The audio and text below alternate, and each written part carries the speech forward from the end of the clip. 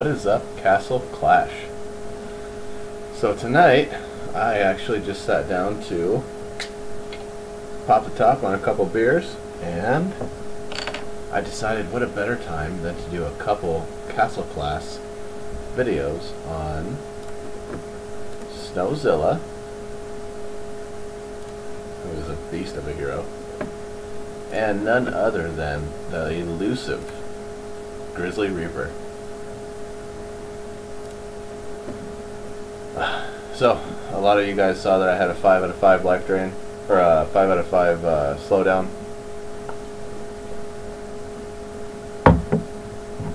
I rerolled like twice, ended up with a 3 out of 5 rebite. I decided to stay. First, just let me say, Snowzilla is, he's a beast. I mean, his stats, over 2,000 damage and almost 20,000 HP at level 100, and on the upgrade 2280, 21900. Oh man. And with Pumpkin Duke, he is unbelievable. I did upgrade him to 5 out of 9 for his snowball fight. Now I realized, or I started to see that at 5 out of 9 he was like actually dishing out some damage. I mean, when he's double buffed by Pumpkin Duke and Druid, it's well over 10k each hit, and that's 8 hits. Oh, actually, every half a second for 4 seconds. Yeah, yeah, it's 8 hits. So if you do the math, that's 80,000 damage. That that puts Ninja to rest. Ninja will never be, well, what the Snowzilla is, especially HP wise. I don't know why. I go to my blue stacks and all my heroes are unlocked.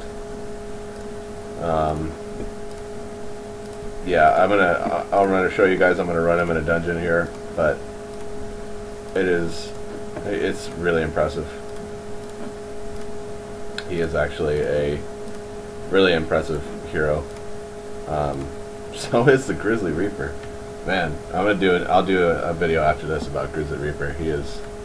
I really poo-pooed him.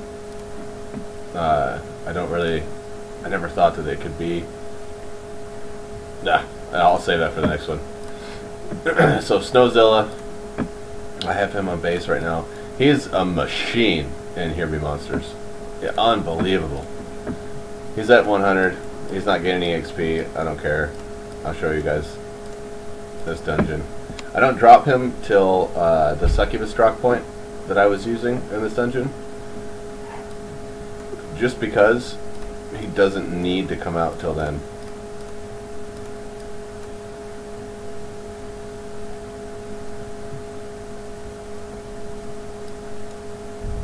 Take note also, now that my Pumpkin Duke is a 6 out of 9, everyone does get double buff here. The loop stack of Pumpkin Duke is so strong. You'll see them, they'll go from the regular Duke buff, you know, the regular 30%. This is where I dropped Snowzilla. And then they get this double buff. Oh man, it's unbelievable. An important thing to note is Snowzilla, with his ability, he doesn't stay on a single target. He runs from to whatever targets are nearby. Oh, the ninja. Oh, the ninja. Oh no. Oh. Whatever's nearby, his ability does chain, and he runs with it. It's really cool. You see he's doing right here on the army camp, but had he finished that army camp and then kept running, you know, the army camp died and he was still within those 4 seconds, his proc continues. It's really cool. It's really something else. He does a shit ton assload of damage. I'll show you a few arena battles. On the arena battles that I use Snowzilla, I use him in a pure DPS setup. So like right here, I would use Succubus instead. But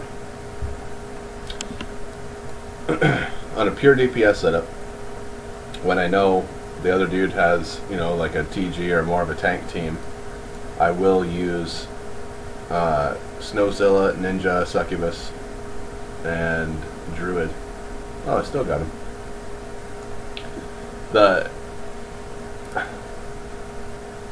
He's just cool. And you know what? He's really cool for DPS, but he's even better for tank setups. When you go head to head, he is destructive.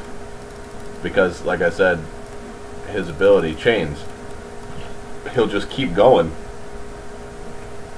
I hate Atlantic Cores. He'll just keep chaining his ability. And it's something else. He'll walk through the entire line and be decking someone, a hero, and then they'll go down, and then he'll continue on and just keep annihilating them. So like right here, they had a TG and a Succubus up top. So I'll send him up top with my TG and Pumpkin Duke.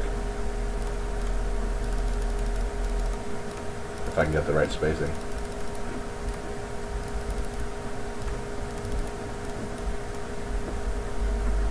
Now, Kaigon has a pretty high Revite team, so I'm going to get stunned right away.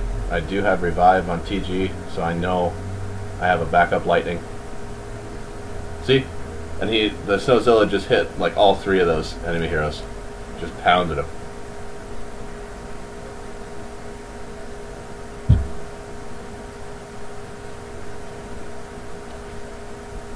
So 8 hits at an average of probably about 3650. That's right around 26,500 damage. I mean, at level 100, he's already doing as much as my Ninja per proc.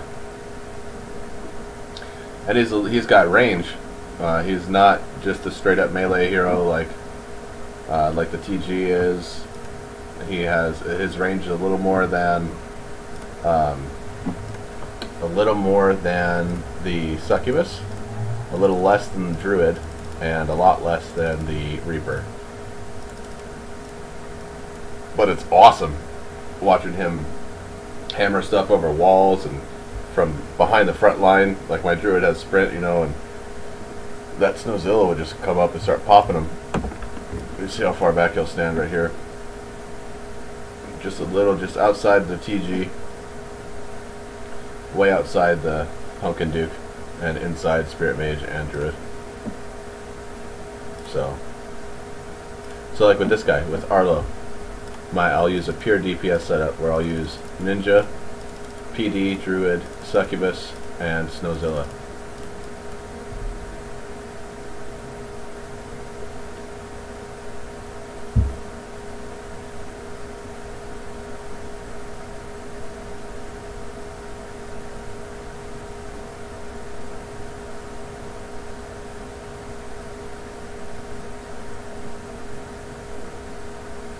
My Succubus has War God, which isn't exactly the best for the arena specifically.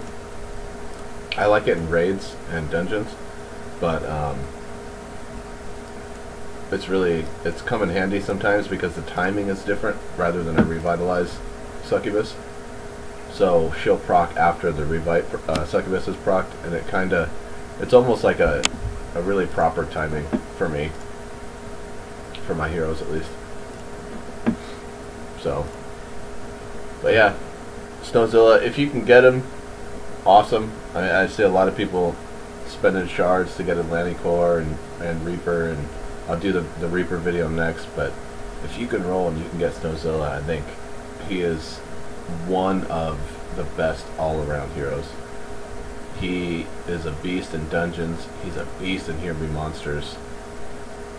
He's really great in the arena. He's DPS and tanky. You really can't compete with that. So, if you have the chance to buy some gems and roll it up, see if you can get yourself a Snowzilla. And we still got the 20% bonus going on right now. Great time to get in and buy some gems and see if you can get one. thanks for watching my video on Castle Clash Snowzilla, and stay tuned for the Grizzly Reaper. Thanks, guys.